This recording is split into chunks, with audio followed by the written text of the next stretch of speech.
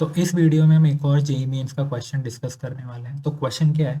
A player kicks a football with an initial speed of 25 metre per second, ठीक है, at an angle of 45 degree from the ground. आपको diagram में दिख रहा है at 45 degree from the ground, ठीक है। What are the maximum height and the time taken by the football to reach at the highest point during the motion, ठीक है। तो क्या पूछ रहा है हमको? What are the maximum height. एक तो मैक्सिमम हाइट क्या होगी ड्यूरिंग द मोशन, और दूसरा क्वेश्चन क्या है? The time taken by the football to reach at the highest point. जब फुटबॉल हाईएस्ट पॉइंट पे पहुंच जाएगी, राइट, तो उसको कितना टाइम लगा है उस पॉइंट पे पहुंचने में। तो हमसे ये दो वेरिएबल्स पूछे, ठीक है। अब देखो, आपको ये पता है जब भी प्रोजेक्टाइल मोशन होता है और हम किसी भी चीज़ को थ्रो करते हैं किसी एंगल पे, राइट, तो वो कैसे चलती है? प्रोजेक्टाइल कुछ ऐसा होगा, राइट, प्रोजेक्टाइल कुछ ऐसा होगा, राइट। इसकी कुछ रेंज होती है, राइट, इसकी कुछ रेंज होती है, राइट। रेंज क्या बोलते हैं कि वो कितना दूर जाके गिर रहा है प्रोजेक्टाइल। और मैक्सिमम हाइट कहाँ होती है?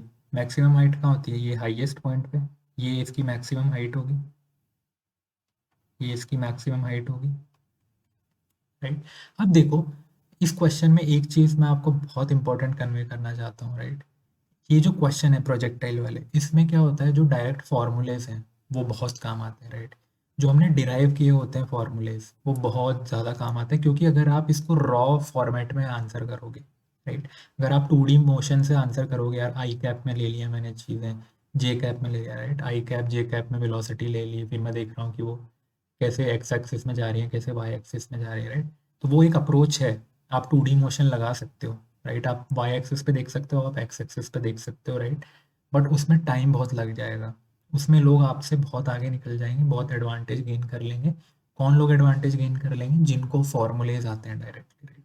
तो इस क्वेश्चन में और इस कॉन्सेप्ट से रिलेटेड जितने भी क्वेश्चन आएंगे जेई मेंस में, सबसे इम्पोर्टेंट बन जाएगा कि आपको फॉर्मूला याद है क्या, राइट। कैसे फॉर्मूला? आपको ये याद होना चाहिए कि एच मैक्स कितना होता है, यानी मैक्सिमम हाइट प्रोजेक्टाइल कितनी अचीव कर सकता है।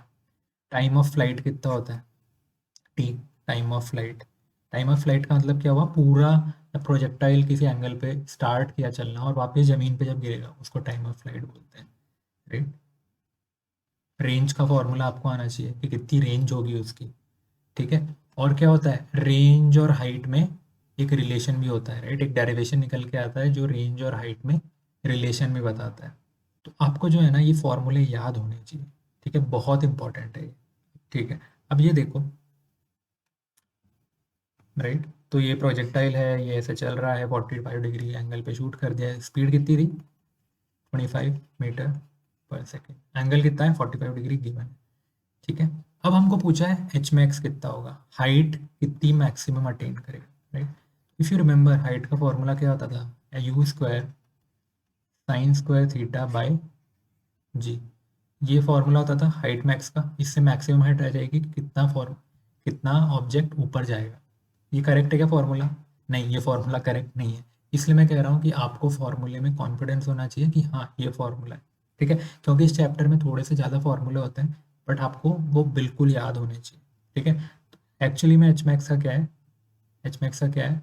You square sine square theta by 2g। So this is the formula of H max, यानी मैक्सिमम हाइट आपको इस फॉर्मूले से मिल जाएगी, राइट। अब कुछ नहीं करना है, यू स्क्वायर की वैल्यू पता है मुझे, 25 square sine square theta. Sine theta, theta की जगह 45 डिग्री प्लेस करूंगा, साइन 45 डिग्री इसका स्क्वायर, ठीक है।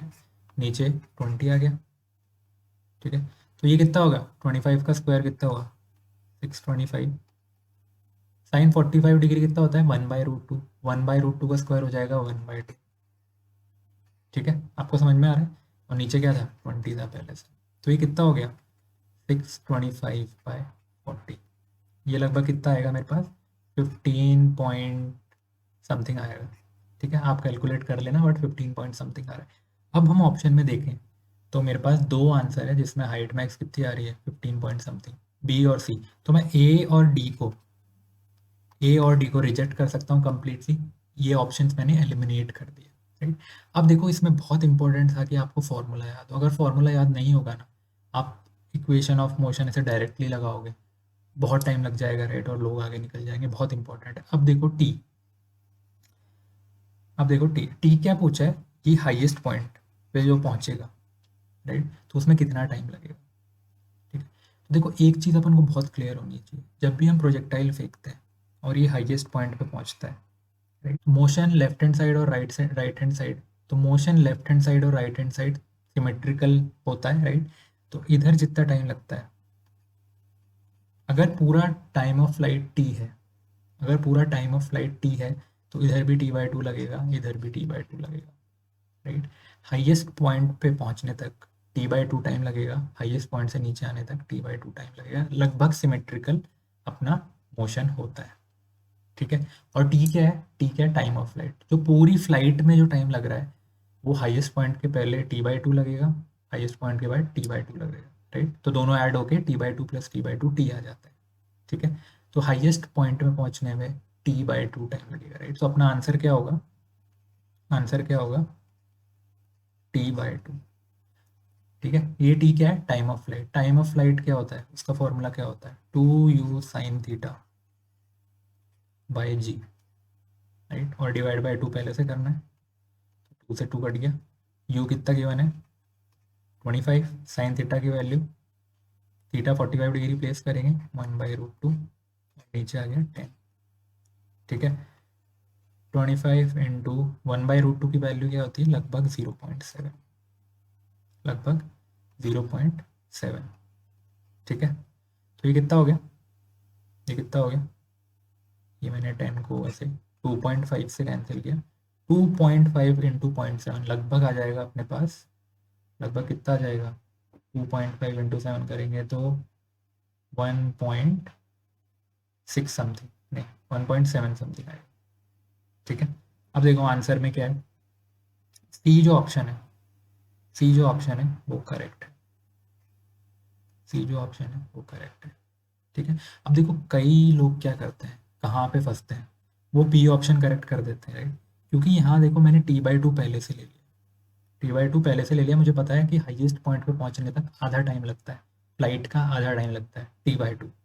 ठीक है, लोग क्या करते हैं, सीधा टी कैलकुलेट कर लेते हैं कि यार मैं पहले टाइम ऑफ फ्लाइट देख लेता हूँ, फिर बाद में टी बाई टू कर, बट जो वो जैसे ही टाइम ऑफ फ्लाइट कैलकुलेट करते हैं और आंसर आता है 3.5, और वो जैसे ही आंसर देखते हैं वो करेक्ट कर देते हैं, वो भूल जाता है कि मेरे को टी बाई टू करना था। तो आप हमेशा ध्यान करो, पहले ही आप फॉर्मूले में डिवाइड बाय टू कर दो ऐसी केसेस में, क्योंकि आप जैसी कैलकुलेशन करोगे ना, कैलकुलेशन करते ही आपको अगर ऑप्शन में दिख गया तो आप क्या करते हैं, जल्दबाजी में उसको टिक मार्क कर देते हैं। तो अगर मैं 3.5 कर देता आंसर, तो वो तो क्या है, पूरा टाइम ऑफ फ्लाइट है, मतलब ऊपर जाने के वापस नीचे आने का 3.5 टाइम लगेगा, पूरी इसको मोशन कवर करने में 3.5 लगेगा, ऊपर तक पहुंचने में आधा ही लगेगा, दैट इज 1.7 समथिंग। ठीक है, आपको समझ में आया, राइट। तो दिस इज द कॉन्सेप्ट, इसमें बस एक टेक अवे बहुत इंपॉर्टेंट है, आपको फॉर्मूला याद होने चाहिए, एच मैक्स, मैक्सिमम हाइट कितनी होती है, टाइम ऑफ फ्लाइट क्या फॉर्मूला होता है, 2u sine theta by g, range का फॉर्मूला क्या होता है, ठीक है, रेंज और हाइट में क्या रिलेशन होता है। ठीक है, आपको ये फॉर्मूला रटे हुए होंगे ना, तो आप बहुत जल्दी कर दोगे क्वेश्चन। ठीक है, अगर आपको कोई और डाउट है तो please ask me in the comments.